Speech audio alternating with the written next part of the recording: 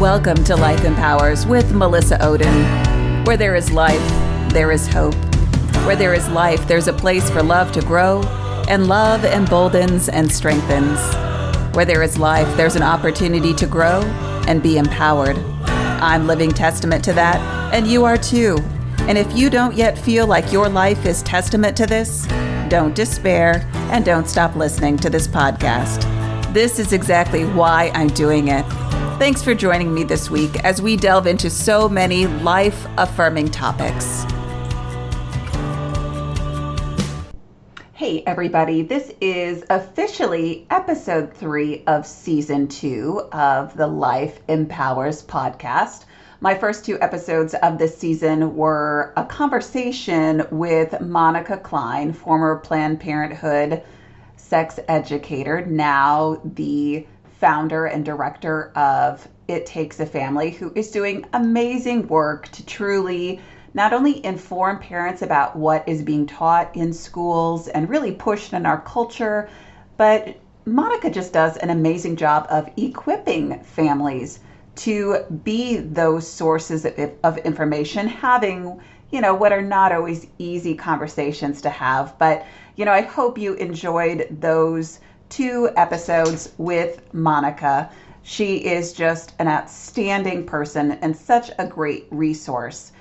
For this 3rd episode, I really wanted to focus on bringing you the story of someone whose voice isn't often heard in our culture. It is the voice and the story of a fellow abortion survivor, Carrie Fischer. Carrie was not available to take part in an interview, but I wanted to share her story with you this month in this podcast. Through the Abortion Survivors Network this month, we're really focusing on our social media messaging to be about, all forms of love and not just romantic love. Okay, not romantic love at all. I'll be really honest. That's outside the scope of our work. But really, it's about other facets of love. Unconditional love, self-worth, self-esteem, all of those things, rejection. And as you know, if you know me very well, or you've been listening to this podcast, or you follow me or the Abortion Survivors Network on social media, you know that abortion survivors really grapple with all of these issues. And we know we're not alone in that. This is common amongst so many people. So we get that, but it is an important conversation to have. I think especially this month, in the month of February, where we talk about so many things love. And so that's really our messaging. And that's why I wanted to share Carrie's story with you, because Carrie is our highlighted survivor of the month through the Abortion Survivors Network. Her story is quite different than mine in many respects, as you're going to hear about in just a minute. Carrie does share her story from time to time in various places. She's testified before the Texas legislature. That's where Carrie is from. And she even shared her story in an interview that, I was looking through the date on this. It was February 14th of 2019 that Carrie participated in an interview that then aired by the organization Special Books for Special Kids. And it was viewed almost 3 million times on YouTube. Such an incredible number of viewers who were hearing Carrie's powerful story about not only surviving an abortion, but really about self-esteem and self-worth and unconditional love. Her mom participated in the interview and her husband, Richard. So if you go to YouTube and you look up, special books for or by special kids, I think is the way that it is identified there, you can look and find Carrie's story. It's Carrie Fischer, Fischer, what you're not going to hear in that interview, actually, I think, because it was probably an uncomfortable piece to include, was her survival story. So I want to start there today with you. So, what makes Carrie's story so different than mine? Well, as you're going to hear about in just a moment, there are many things that are different behind her story and mine. But I think it's so important to include stories like Carrie's, not only because they talk about those issues of self worth and unconditional love and forgiveness and all of those things, but also because they pinpoint the humanity of every person, born and unborn, before abortion was legalized and after abortion was legalized. It's a difficult place for so many survivors of abortion attempts that happened before abortion was legalized because there's almost more shame involved in it because they know the extent to which sometimes their biological mother or other family members went to have an abortion, right, to a back alley abortionist, or traveled out of the country to have an abortion, or sometimes that abortionists or other medical professionals were willing to target their life, even though abortion was illegal at that time. So I just ask for you to reflect upon that as you hear Carrie's story. I mean, yes, I want you to hear her powerful statements and insight to love and forgiveness and self-esteem and self-worth, but I also want you to think for a moment about what it's like to be Carrie in a world that, first of all, doesn't even acknowledge survivors who came along after abortion was legalized. I mean, I know if you're listening to this podcast, you see me, you hear me, you hear the 361 other survivors that we've now connected with through the Abortion Survivors Network. But, you know, by and large, our culture doesn't see us, doesn't hear us, and then think about those who came before Roe. They are dismissed, discredited, told they don't belong in this conversation, told that they're the very reason why abortion was legalized in the first place, because of the risk to women's health when women were doing this on their own. So tread with me as we hear Carrie's story.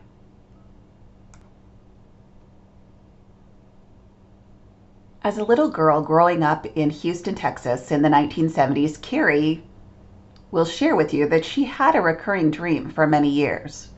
In her dream, there was an unborn baby girl. As Carrie recalls, the baby in the womb was fighting and screaming for her life, which was being taken away. I never understood what that meant until much later. Much later it really was. In her early teenage years, Carrie shared that dream with her mom. And as Carrie recalls, that's when she sat down in our living room and told me about the abortion. What were the circumstances? Well, Carrie's mom already had 2 small children and believed she couldn't afford to raise a 3rd child on her own. So early on in the pregnancy, she borrowed some money, went to have an abortion at a small clinic in Texas in 1969. So before Roe was passed, before Doe was passed, and it was a first trimester abortion. You know, this is another circumstance that isn't often talked about in our society. We're often told that it's survivors like me, right? Late term abortions that are those that survive abortions. And certainly, yes, we are many, many, many of those survivors, but I know many survivors who survived attempts in the first trimester, second trimester. It's one of those things that we just don't talk about in our culture and often in our families. So here Carrie's mom went in and had a first trimester abortion. She was told initially, of course, that the abortion was successful. I mean, what else? What else are you going to be told? And it was about a month later that Carrie's mom figured out that she was still pregnant. When Carrie was a teenager, she remembers asking her mother more about it. Why did she do it? Carrie understands the circumstances that her mother was facing right? How she felt like she couldn't care for another child at the time as a single mother. What I love about Carrie is that in her recounting her story, she is able to share that she forgave her mom pretty quickly. I've seen a couple of different places where when Carrie talks about her mom, she says this very statement: I accept the things she did, and she accepts the things I do. Isn't that powerful? I want to say that again. I accept the things she did, and she accepts the things I do. Doesn't mean that Carrie is condoning that decision to end her life, but it does mean she accepts that it happened. She accepts that her mom made a horrible mistake. You know, when Carrie talks about how she was able to forgive her mom, and she actually talks about this in the YouTube video, what I love about it is, you know, she identifies that her mom herself expresses deep remorse for what was done. And, you know, that is a piece that allowed Carrie to forgive her. And I share that with you because I think it really pinpoints what's allowed her relationship to flourish with her mom. Not every survivor has that opportunity for their biological parent to express remorse, whether it's because they were adopted and they have no, you know, communication or relationship with their biological parent, or maybe because that parent doesn't yet identify any remorse, whether it's internalized and they just never express it. Sometimes we just don't know what that other person is experiencing or feeling. But I share that with you, I think, as an encouragement. You know, if you're a survivor and you're feeling like you're struggling to forgive, you know, the question is, can you find the strength? Can you go through the healing to forgive, even if that other person doesn't show remorse or regret? I think that's entirely possible. Obviously, I'm a huge proponent of that because of what I've gone through in my life. But I share that with you as an encouragement too. If you're a family who has faced abortion or maybe even a failed abortion, you know, I want you to think about how that process of healing and coming to a place where you can identify remorse or regret really does impact further healing and relationships for everyone. And even if you're not a survivor, I mean, think about that for a second. What it's like to forgive when someone doesn't express any regret or remorse.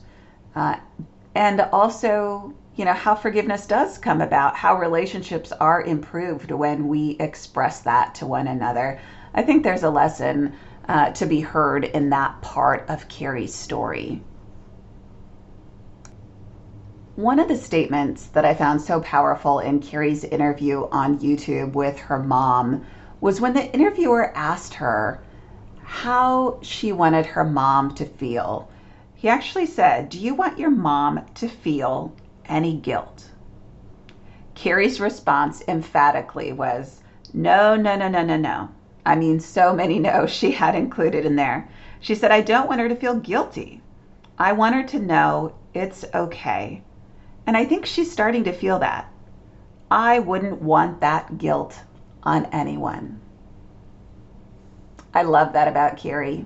And obviously it's something that I can relate to in a huge way. Many people know that when I was connected with Ruth, my birth mother, we had to go through this process of not only getting to know one another and trust one another, but for Ruth to truly understand that when I say that I love her unconditionally, wholeheartedly, I mean that.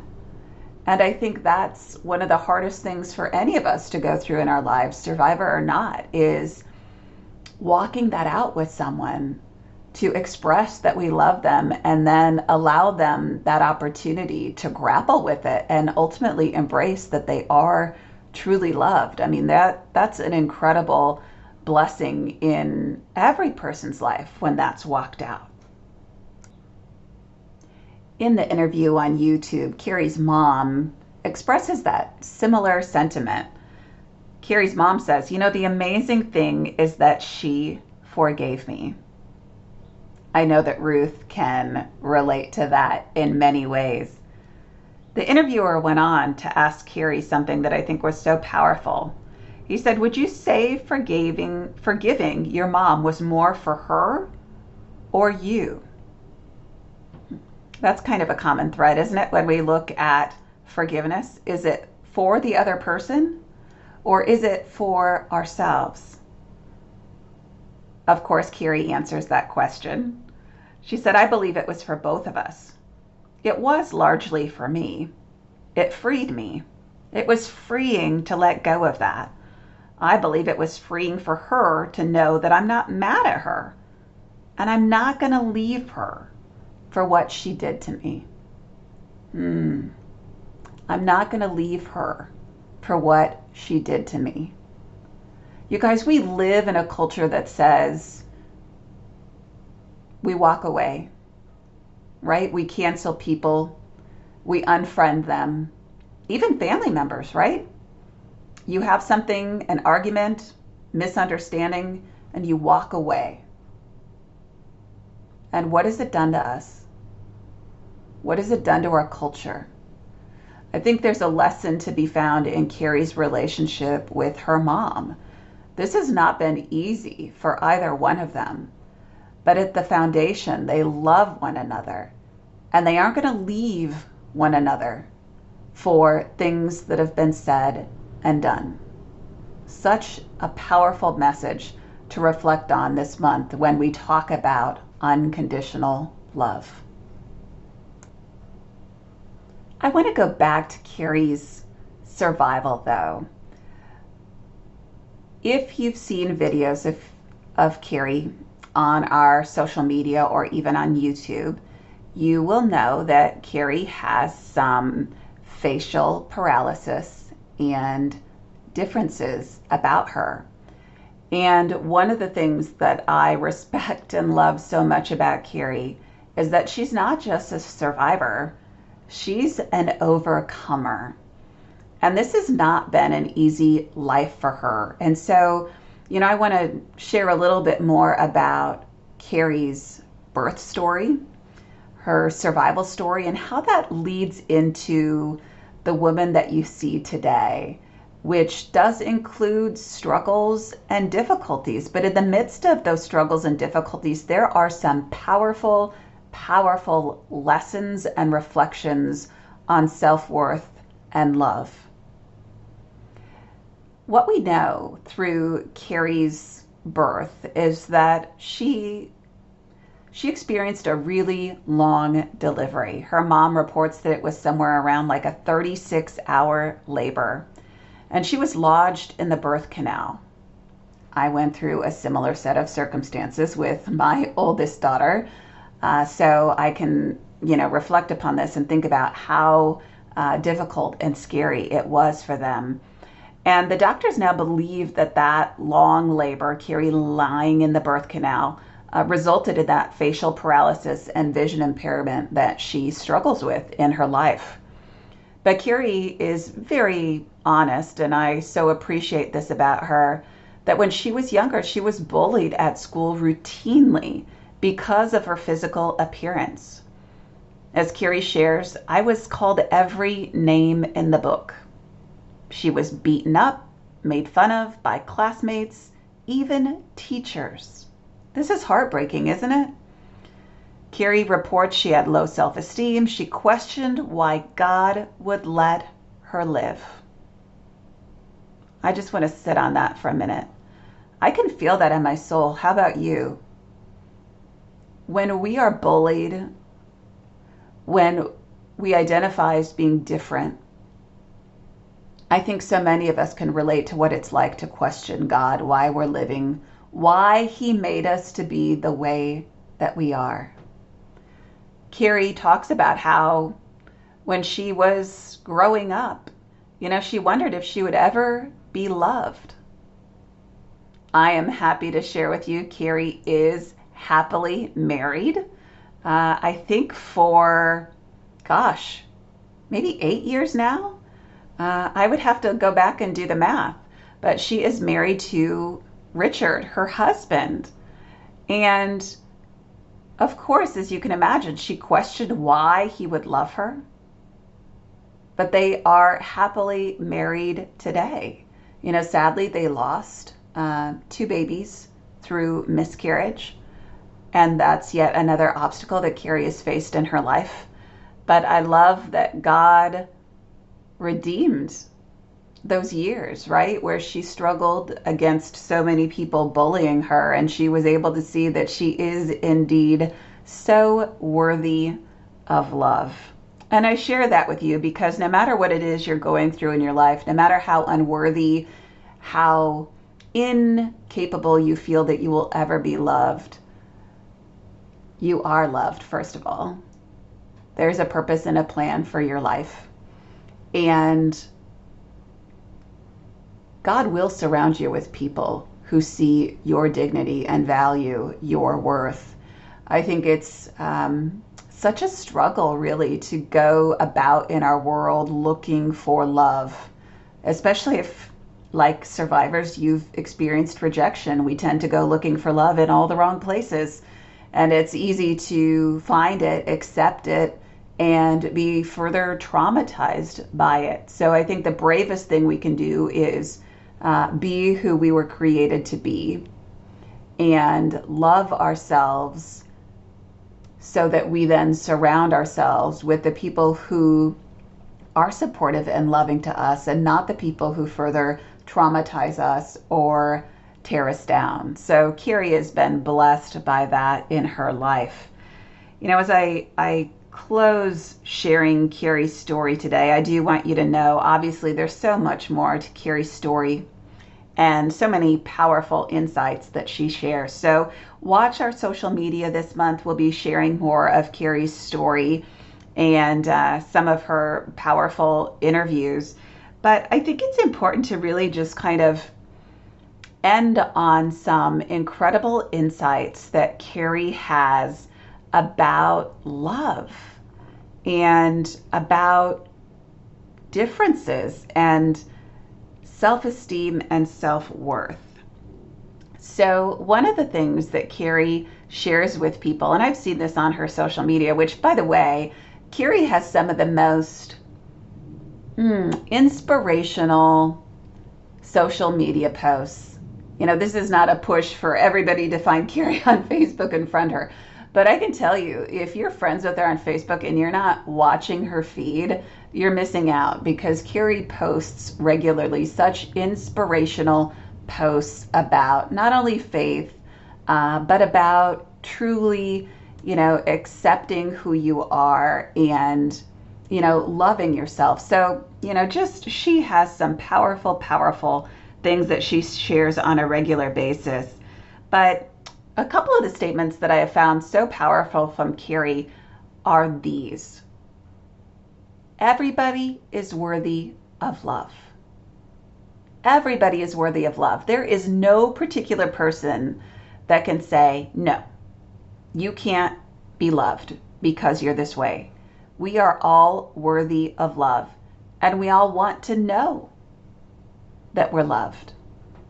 And Carrie has a particular challenge to people, particularly people with disabilities, which is something that she has. She has a visual impairment. She has a hearing impairment. There have been some other obstacles that she's faced in her life. But Carrie goes on to challenge people with disabilities to have confidence in themselves. Man, talk about some holy confidence. I love this. Carrie says, you can overcome anything. Anything. Believe in yourself. Don't let what people think about you steal your purpose. I want to say that again, you guys. Don't let what people think about you steal your purpose. Never give up. You have a purpose, and you're worthy of love. I can't think of a better way to end this episode than with that very statement.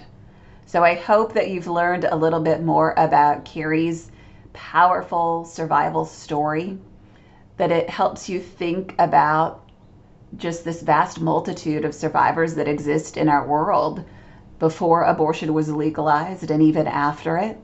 I really do hope that it encourages and challenges you to think about forgiveness and relationships with people who you've had difficulties with. And I hope that it helps you reflect upon your self-worth, your self-esteem, the self-worth of other people. We never know what other people are going through, and it's so easy to judge what we see on the outside when we probably have no idea what has happened on the inside. And I hope that you go forth and you're challenged and encouraged by Carrie to don't let what people think about you steal your purpose. You are worthy of love.